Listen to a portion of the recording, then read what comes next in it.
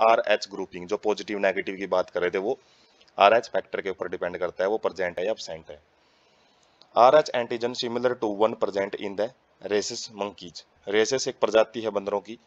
उनके अंदर ये पहले पाया जाता था और वहीं से इंसान के अंदर आया है।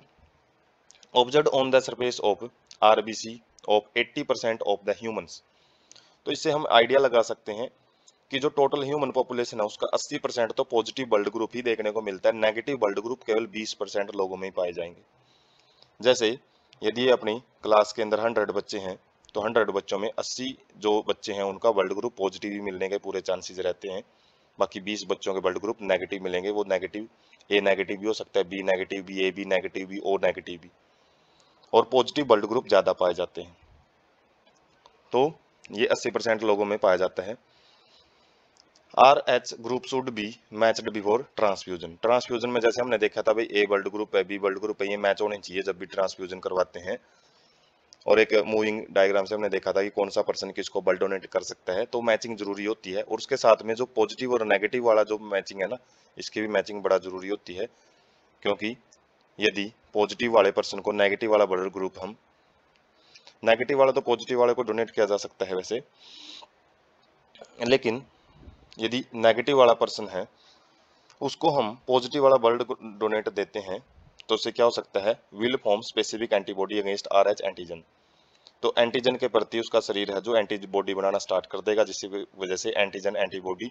के बीच में इंटरेक्शन होगी, कोएगुलेशन होगा और पर्सन को कॉम्प्लिकेशंस हो सकती हैं, दिक्कतें हो सकती हैं। आर एच इनकम्पेटिबिलिटी मिसमैचिंग, तो इससे क्या प्रॉब्लम होती है, R H negative blood of a pregnant mother with R H positive blood of a foetus. यदि इन दोनों का जो ट्रांसफ्यूजन हो जाता है, कई बार केसेज होता है कि मदर आर एच नेगेटिव है जबकि बच्चा उसके अंदर जो डेवलप हो रहा है वो आर एच पॉजिटिव हो सकता है। R H antigen of foetus do not get exposed to R H negative blood of the mother in the first pregnancy. जो पहली प्रेगनेंसी होती है उसमें तो बच्चे को कोई प्रॉब्लम नहीं आती है, वो आसानी से डेवलप कर सकता है, क्योंकि वो दोनों ब्लड हैं वो प्लेसेंटा के द्वारा सेपरेट किए गए होते हैं, बिल्कुल डायरेक्ट कॉन्टैक्ट में नहीं आते हैं। लेकिन जैसे ही पहले बच्चे की डिलीवरी होगी तो exposure of maternal blood to small amount of the R H positive blood from the foetus, तो जो ब्लड लॉस होता है थोड़ी सी इंजरी वगैरह से, तो उसमें क्या है, मदर का जो ब्लड है और बच्चे का ब्लड है वो डायरेक्ट कॉन्टैक्ट में आ जाते हैं, जिसकी वजह से इन cases mother starts preparing antibodies against R H antigens in her blood. तो जिससे क्या होता है,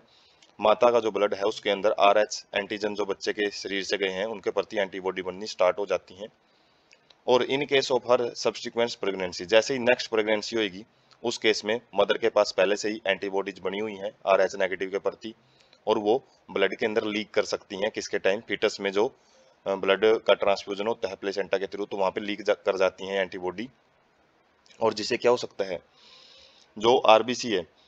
किसकी, फीटस की आरबीसी को डिस्ट्रॉय करना शुरू कर देती हैं, मतलब उनको एक फॉरेन मटेरियल के तरीके से ट्रीट करती हैं, और उनको लगता है कि कोई ना कोई फॉरेन मटेरियल है ये, जिसकी वजह से जैसे बैक्टीरिया वायरस के प्रति बॉडी ट्रीट करती है उसी तरीके से उसको ट्रीट करेगी, ज़्यादा से ज़्यादा एंटीबॉडी जाएंगी वहाँ पे और फीटल की आरबीसी है उसको ख़त्म कर सकती हैं, जिसकी वजह से which could be fatal to the foetus और could cause several anaemia and jaundice to the baby. तो कुछ प्रॉब्लम्स हैं, बहुत हानिकारक जो प्रॉब्लम्स होती हैं, डिसऑर्डर्स हैं,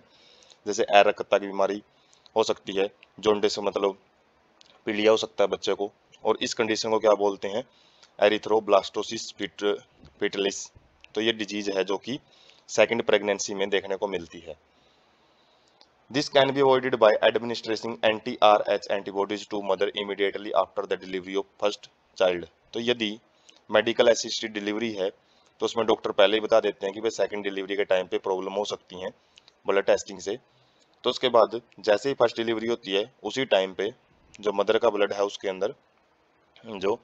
एंटी आर एच एंटीबॉडी को भेज दिया जाता है, जो कि एंटीबॉडीज हैं वो बनने नहीं देती हैं, जो कि सेकंड टाइम पे जब डिलीवरी होती है उस केस में बच्चे को बचा लेती हैं। तो ये है आर एच ग्रुपिंग, जो कि इंपॉर्टेंट रोल प्ले करता है किसके अंदर, जो ब्लड ट्रांसफ्यूजन है उसके अंदर भी, और इसकी वजह से जो डिजीज है आर एच इनकम्पेटिबिलिटी मिसमैचिंग की वजह से एरिथ्रोब्लास्टोसिस फेटलिस हो सकती है।